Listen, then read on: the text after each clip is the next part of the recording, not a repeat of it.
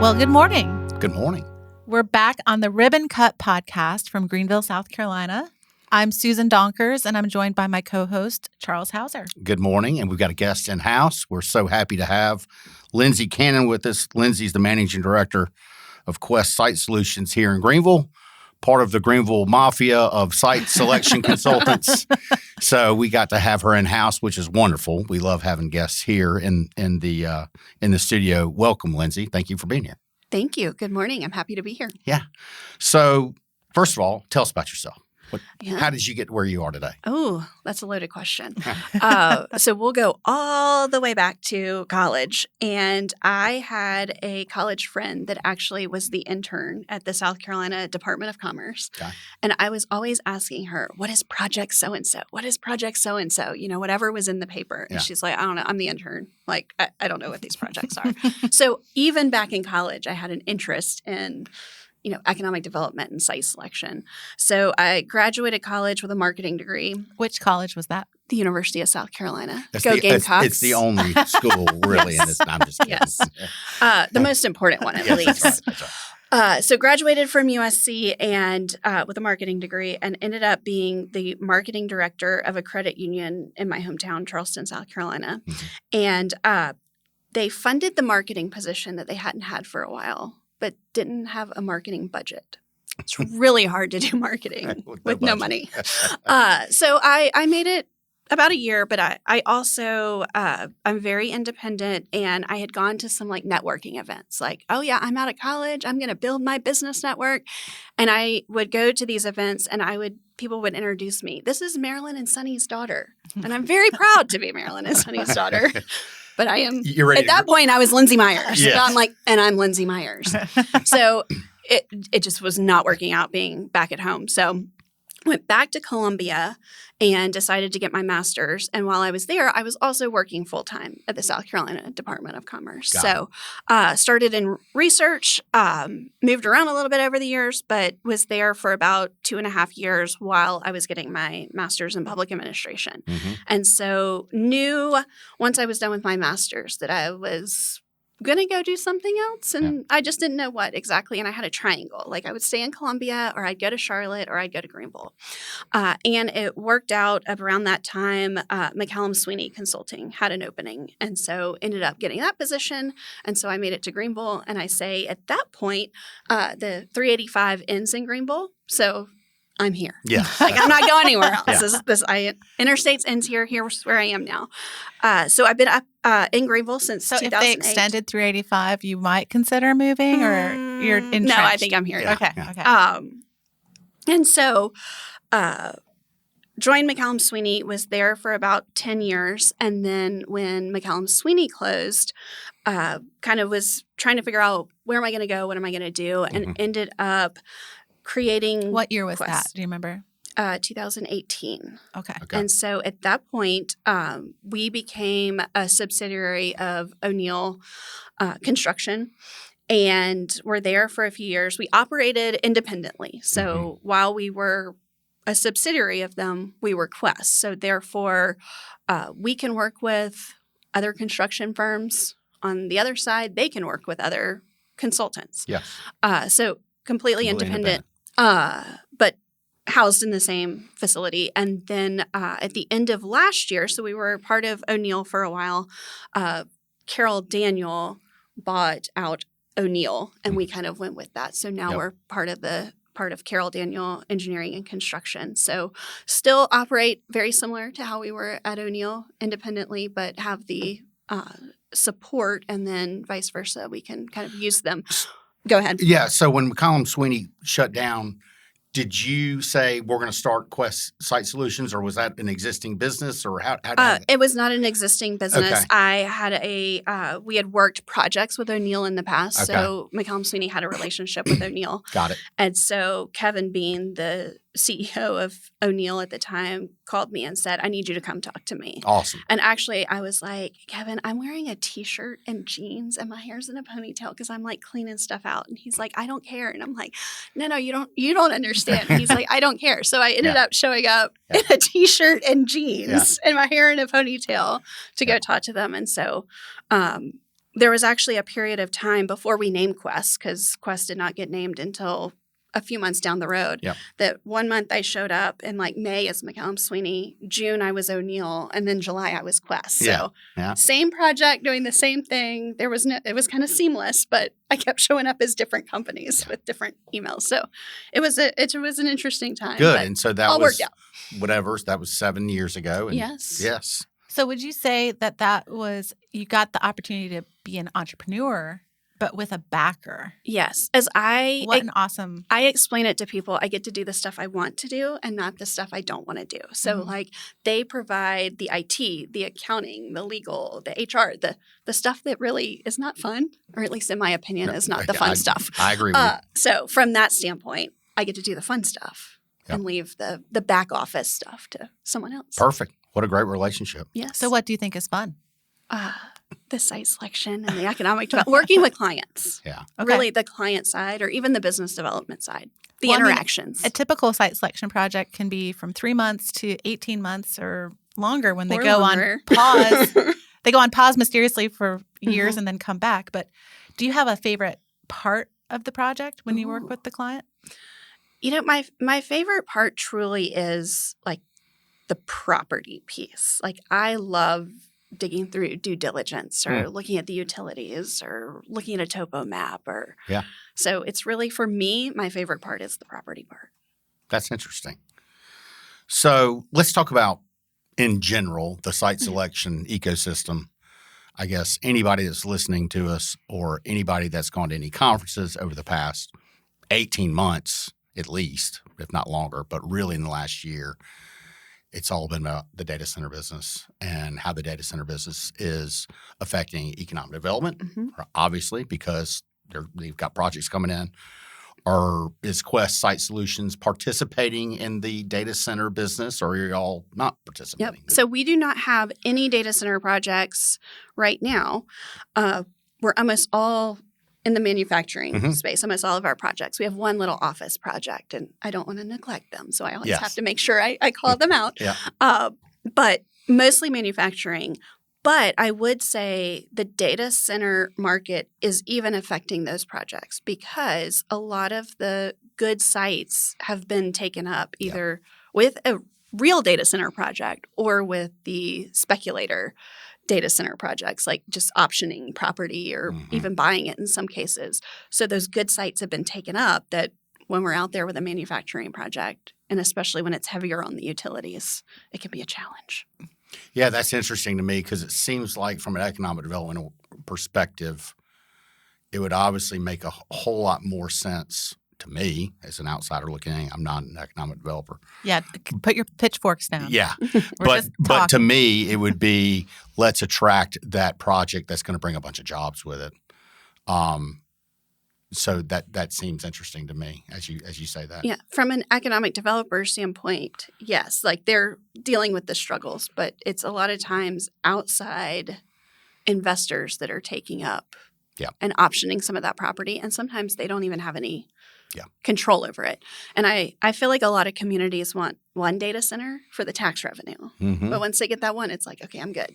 Yeah, we have the tax revenue, we're good now. Yeah, no, I agree.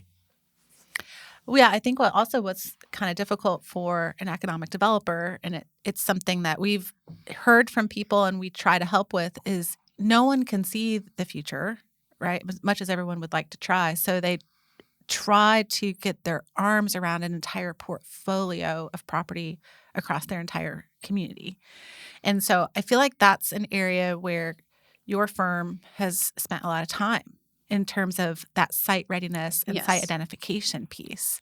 So are you working with any clients currently in that area, not with the corporate client, but with economic development clients in that part? Nope. Somewhere we're normally on somewhere, I say like 50-50. Normally it's like 60-40 one year, and then it might flip 60-40 the next year. But we do a lot in that site readiness space on the economic development side, and have a few statewide clients that we're working with. We also work with some regional groups, or with utilities, or rail companies. So it's really who our clients are on that side is a really kind of diverse, but doing everything from, hey, can you just make sure that my materials are what you as a site selector want, all the way through full site certification and beyond. So within that site readiness, I feel like there's a very long realm of what's considered site readiness, and we're really working all along the pipeline. And really the goal for site readiness, I always say, is, we try to meet people where they are and get them better. So, no matter where you are, you can improve. So how do we take where you are today and move you forward? Yeah, we're very similar. That incremental improvement, right? The hardest part is starting. Yeah. The hardest part I've found is just getting your arms around what's potentially there and then just getting incrementally better every single year. So what are some tools in the toolbox that you guys use? I mean, I'm assuming you do virtual visits or field visits. What would set you apart from other consultants? Yes. So I would say the biggest thing that sets us apart, which could be a blessing and a curse if you're working with us, is our attention to detail. Like, we really want to make sure that, especially on the site readiness side, that we do the hard work now before the project comes.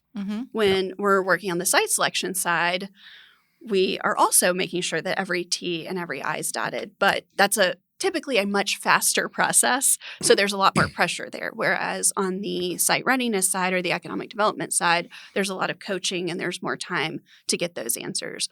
But really, we want to make sure, okay, is this actually going to be ready and developable for a project?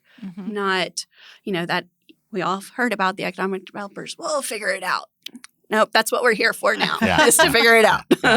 This is the figuring it out. Leave no stone unturned. Right. And we are routinely told, oh, wow, we've been working on this property for a while and never knew about this. Or, oh, we've gone through numerous programs and this is the first time this has come up.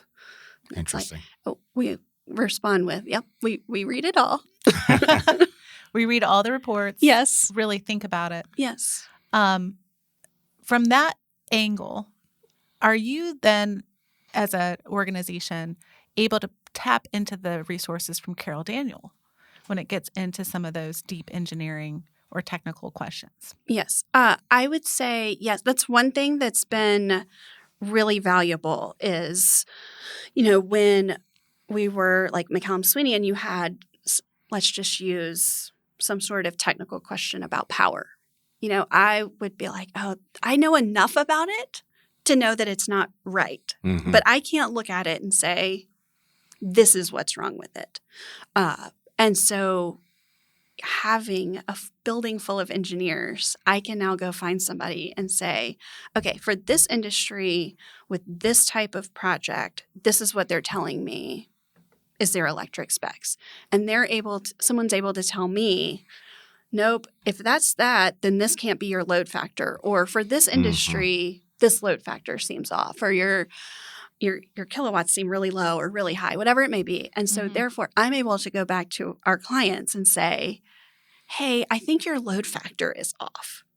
Versus, before I'd be like, I think your numbers aren't right. Can you go back? And they're like, oh, yeah, they're right. Well, that seems like to me an invaluable resource that you guys have to have that sitting around. I mean, as we all know, there are so many parts of the infrastructure piece, engineering, soils, mean, everything. So to have that resource seems like invaluable. And then we can help them too, from the sense that they may come down and say, hey, we might need a topo map, or we need some information on this piece of property. Do you have anything in your system that can help us with that? Or, hey, we really need to know about the plastics industry in Greenville, South Carolina, and we can run some reports for them. So it goes both ways, that we're able to kind of support each other, and it's a walk down a hallway or an elevator ride versus picking up a phone call and waiting on someone to kind of respond. So that makes sense. Someone has to answer me if I'm standing at their desk. I'm not going away.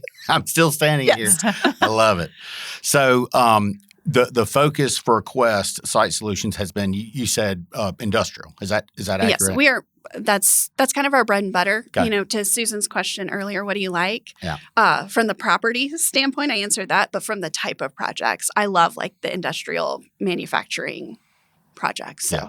So have the tariffs affected industrial? No, not at all. I don't know what you're talking about. Yes, without a doubt. I feel like we're hearing less of it now that it's kind of stabilized. But definitely at the beginning part of the year, that was, almost every single phone call or conversation was about tariffs. And a lot of it was around the uncertainty.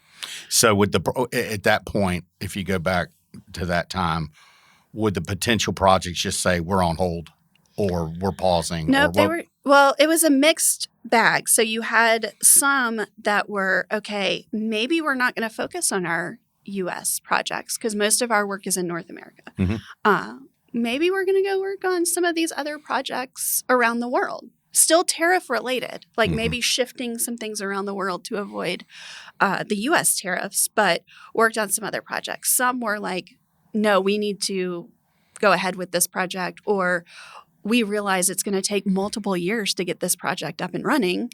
And by then, it could may change 10 times. And we may have a new administration by the time the facility is up and running.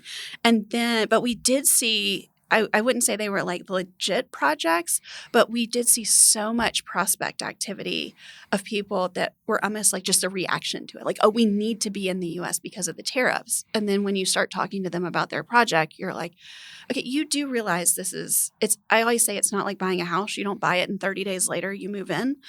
This is going to take years. You're going to have permits. You're probably going to have utility upgrades. And numerous times they're like, well, that's not going to work for me.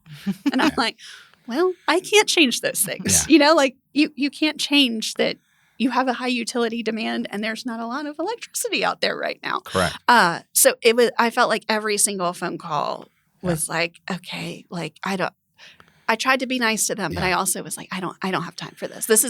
It was a real company with a real project that I didn't think was going to ever come to fruition. Correct. And that was like constantly in the spring. Yeah. I used to answer those phone calls and I would hang up the phone and the team would ask me, oh, what's their project? What do they need? And I said, they need 100 acres on the Mississippi River with barge access and unlimited workforce under $16 and unlimited power. That's renewable. And, you just laugh. A unicorn. It's a unicorn. Yeah. It's a unicorn. And so it kind of circles back to your point. Those sites are not sitting there waiting around for those projects, which is why so many communities and states have had to generate funds. Yes. Put together big funds. Yes. Tens of millions of dollars to create brand new sites because the good ones have been gobbled up. Very much so. We have had it this year with a project. The client, once we went through our kind of initial review and we were down to a smaller subset, the client actually said, is this really the best that's out there? Oh. Wow. And because the client has done site selection projects in the past, so they've had that experience. But when they saw it, and it's like, this is right now. So what's interesting is we have several railroad clients, and the railroads, they want to go buy land.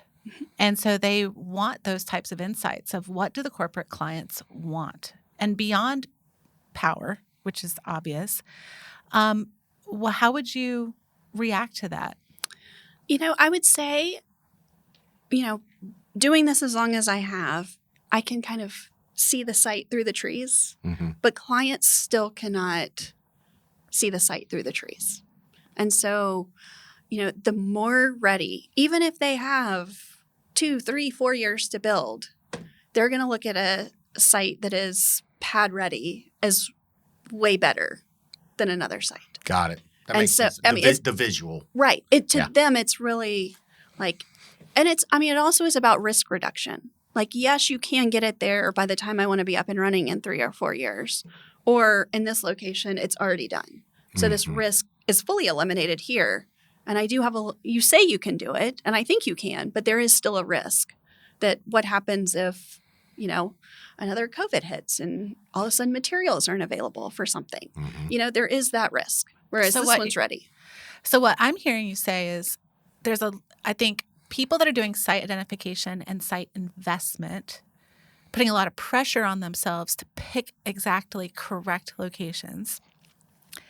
And what you're kind of intimating is, look, schedule risk is still the biggest risk. So even if you might be 20 miles wrong on the location, if you get the site more ready, there's still going to be somebody out there that wants it. It's still going to rise to the top. The more you have it ready, the more information you have on it, it's going to rise to the top. I preach a lot. I've been on the bandwagon of the information that is submitted to us on site selection projects is, in a lot of cases, terrible. Like, it truly is terrible. So, and sometimes it's a good site that they've just presented the material in a terrible fashion, or just don't present, you may have a map and each map has a different site, like different area of the site. So you're like, where is the site? But then you have a chunk of sites that are bad sites and bad information. And so it really runs the gamut. But I would say overall, it's not hard to stand out, but very few people stand out of the how they present the information and the quality of the site. So if you can do those two things, you're really going to rise to the top. That seems pretty minimum bar, I've actually given very similar advice. So not in my current incarnation, but in the past, I've given advice of, if you go to a conference or take a site selector to lunch or coffee and tell them about a site, and then that site selector wants to maintain, let's say the site selector is really interested in that. Wow, 100 acres on rail. I want to know about that. I don't have a project right now, but I want to keep that in my system. And then the site selector says, can you please send me more information about it? If you don't actually have any more information or don't have a shape file to show the property boundary, then there's no way for the site selector to actually save that in their GIS software system. And I'm constantly surprised that there's not more follow-up around connecting the dots between the face-to-face meeting and the actual follow-up of sharing the information. Well, I would also say, yes, agree with you 100%. But there's typically like two things. If you ask that question, can you send me more information? You get like a 2-page flyer that doesn't have really much information. It's a commercial real estate flyer, basically. Yes, doesn't tell me anything. Or they send you 100 files with like all the due diligence and all the things, which I'm not evaluating it for a project. I don't want to, or for site readiness. So I don't want to read all that right now. Yeah. But very few people can like package it together in a way that, in 5 minutes, I can have a full understanding of the property. Like I always tell people, yes, you want to have all that due diligence there, but due diligence could be hundreds and hundreds of pages. Yes. I don't want to read all that. What I do love is like a 1-page summary for like due diligence. And here's the studies that we've done, and here's the findings, here's who did it and what year. And that way, in 1 page, you can read and see what all they've done on due diligence. And then, if it's an electronic file, you can always link out to the full study, or you can have somewhere else where those, or say, hey, full study is available upon request. But like having all of your hundreds of files succinctly combined into like some summary pages that's a little more than the 2-pager can make such a big difference when you're marketing your site. Well, we say it all the time. We preach this all the time. And what we're hearing from you is, for the economic developers, is be prepared, have the answers. Don't necessarily overload the site selector if they ask you, but make sure you're ready. And that seems like such a logical thing to me. If you've got a great site, that you have all the answers, or you're able to get those answers very, very quickly. But preparation for economic developers is obviously key, and that's what we preach every day. I mean, that's what we're trying to do, is get everybody prepared. So, and it's not something that happens overnight is the other thing. Like, especially economic developers right now have a lot on their plates. It's not just the site readiness piece or even just working projects. Now they have housing and childcare and workforce, and the list goes on and on and on. It's because economic developers get stuff done. They keep getting things added to them. But, understanding that and knowing that it's not a turn of a switch and all of a sudden you're like, oh, I'm good. I have everything I need. It's really that, as we talked about earlier, that continuous improvement over time and Yeah. collecting the information and improving it gradually. Yep. Makes sense to me. Are you familiar with the Eastern Kentucky area? There's a website that Brad Thomas, I believe, is accountable for. It's called Data is Power. I reference that quite a bit as a great information resource with a drone video of the site, of just a broad overview, as well as those executive summaries. And so for anyone listening, I think that's an example of an excellent resource if you're trying to imagine, well, okay, she doesn't want too little and she doesn't want too much. Mm-hmm. What's the Goldilocks sweet spot? Are there any other examples like that come to mind? Kind of throwing you a curveball. I know. We've just started January. My mind is not all the way running. I know, yet. that was a tough one.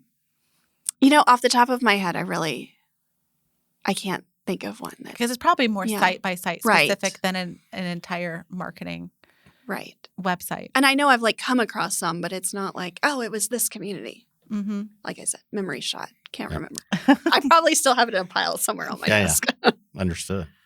Well, tell me later. Okay. When I come across it, start just taking snapshots and being like, here's one. Go ahead. Well, I'm curious about 2026. I mean, we just started the year. And are there any professional associations that you're actively involved in that you want to share any news about, like Women in Economic Development or SEDC? Yes, definitely. So at Quest, we really try to divide and conquer. Being a smaller team, we can't be everywhere at all times. So a few different things. So first, CREW, which is Commercial Real Estate Women. Mm-hmm. I served on the local board, served as past president here in Greenville, but then I am also on the Industrial Council for CREW Network. It's a group of 20 to 25 of us that are all working in industrial across the country, and it's really just this peer group that we can, pass ideas off and call someone when we need help. So that has been a fabulous group. And then I am also on the research committee for CREW Network for 2026. So on CREW, that's one of my big involvements. And then I am also in the Counselors of Real Estate, which is about 1,000 people across the country focused on really advising in the real estate space. So you have to really prove to be a member that you are advising, not just working in real estate. Yeah. You're not just a transactional, you really have advisement there. So involved with that organization, I am actually the newly elected treasurer. I am not your finance girl, but I am now the newly elected treasurer for the Carolinas Congratulations. chapter. Congratulations. I think so. Been dealing with a lot of account transaction trying to get that switched over to us. But those are kind of my two biggest from the real estate side. And then I also, for University of South Carolina Business School, I am, this is my second year co-chairing the board of advisors. So those are kind of my big involvements. Yeah, that's big. Yeah. Congratulations. Thank you. I'm curious about the Counselors of Real Estate. Can you tell us a little bit more about that? Is that a global organization? It is. It's a global organization. Currently around 1,000 members of really all aspects of real estate. And so it's really an organization that, similar to the CREW Industrial Council, is really there to have a network of people that you can rely on, that you can call on, that you can do business with, that has been through the vetting process. So there's an extremely extensive application process to be involved. I am not a lot of oh, look at Lindsey. This is all about me. And I had to write a 30-page book about Lindsey is what I feel like, because it had to document everything I'd pretty much done through my whole career. And then you have to go through a formal interview and provide specific examples of the work that you've done to be accepted into the organization. So when you look for someone that is a counselor, you know that person has been vetted and is qualified. Yes. Mm-hmm. And then they have, webinars, or we have for the Carolinas chapter, we have kind of 4 in-person meetings a year kind of spread out through the Carolinas. So I actually hosted the one here in Greenville this year. I was kind of I was the newbie, so I got to plan it. That's how that works. But I was able to get GADC, the Greenville Area Development Corporation, Upstate Alliance, and we met at CU ICAR to kind of expose the Carolinas members to what does economic development look like here in the upstate. So they may touch real estate, but they don't always touch the economic development side of it. That's really exciting. Have you been able to go to other locations and meet with other counselors of real estate? Last year, that's a great question, and this is a good story. So I got accepted last year, so not 2025, but 2024. And last fall, I had signed up to go to their national conference, which was in New York City, and it was right when Helene hit. So I was supposed to fly out Saturday morning, and Helene hit on a Friday, for those of you that are not here in the upstate region. And I looked at my husband and I said, they have power and they have hot water in New York. So if I can make it to the airport and this flight leaves, I think I'm going. So I have been able to go. I didn't get to go to the national conference this year, but it's like most organizations. It's what you put into it is what you're going to get out of it. Exactly. And that's pretty much anything. Yep. Well, so that's why I'm curious about it, is you're on these industrial councils with people from other locations. What would be something that they're worried about or that they're working on? Yeah. I would say one of the things that we talk about a lot is still, one, looking at I'm not going to go to tariffs specifically, but the economy overall. Like, what is that going to look like? Not only in 2026, but in beyond. Like right now we're talking more on a federal level of rolling back some regulations. So that's the newest thing. So 2025 was tariffs. This one might be regulations. Who knows what the next year may be. So that's one is just kind of that uncertainty and what's that going to look like. And then also utilities. When you talk industrial, I feel like utilities is a big Not just, a lot of times we think more on like the electric side is what first comes to mind. But there's also, locations that have constraints around natural gas or water and wastewater, especially with some of the aging infrastructure that's out there. So I would say those are kind of the two conversations you talk about the most. Infrastructure and utilities. Yeah, it's big.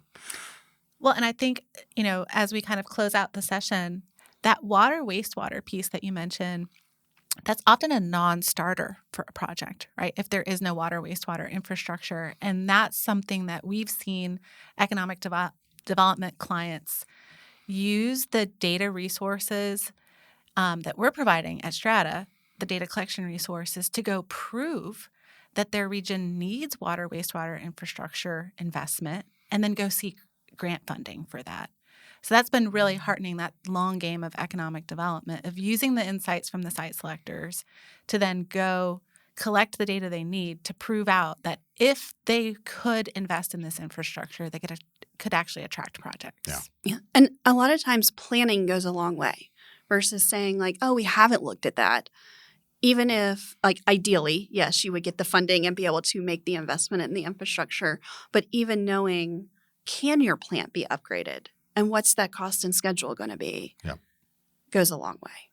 Or like, is it at the end of its life? That's a question I always like. What's the shelf life of your water or wastewater plant? Correct. Because some of them are nearing. And then what happens? Yes. What's exactly. Next? Yeah, that makes sense. Well, so what the takeaway I have after working in this industry for 20 years is very similar, right? You get into it. Often people get into it from the job creation and economy changing perspective. And then before you know it, you're utility infrastructure project developer, right? So this is a whole community of infrastructure-minded people. So we're so happy to have you join us and be a part of our community. Yeah, thank you for joining us. No, really thank you for having me. We've taken up too much of your time. It's time to get back to work. Yes. It's 2026, first week. I'm already behind. Yeah. Already. Yeah, but thank you. We really appreciate you being here, and it means a lot to us. And have a great week. Thank you very much. Thanks and thank you to everybody else.